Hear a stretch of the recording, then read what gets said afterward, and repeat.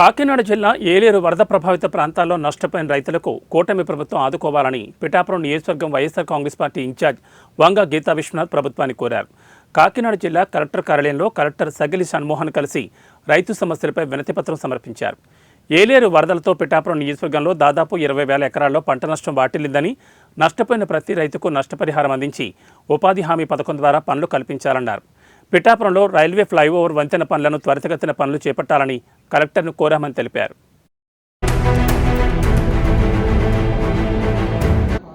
ఇది జరిగింది.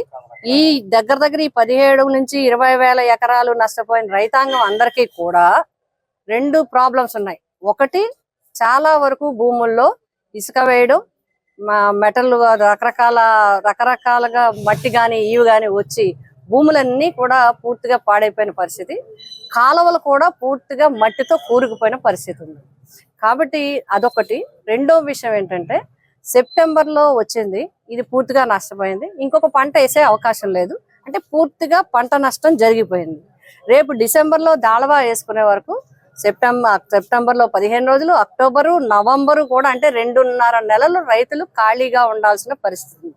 రైతులు కానీ, కౌలు రైతులు కానీ, రైతు కూలీలు కానీ అందరూ కూడా ఖాళీగా ఉండాలి. ఆ ప్రభావం చిరు వ్యాపారుల మీద, మిగతా అందరి మీద కూడా పడుతుంది. కాబట్టి రైతాంగాన్ని ఆదుకోవాలి. రైతుకు అన్నం పెట్టే రైతు, వెన్నెముకగా ఉండే రైతాంగాన్ని, రైతు కుటుంబాలని ఆదుకోవాలంటే ప్రభుత్వం వెంటనే తక్షణంగా ఉపాధి హామీ పథకాన్ని బాగా ఉపయోగించి రైతాంగానికి అండగా నిలాల్సిన అవసరం ఉంది.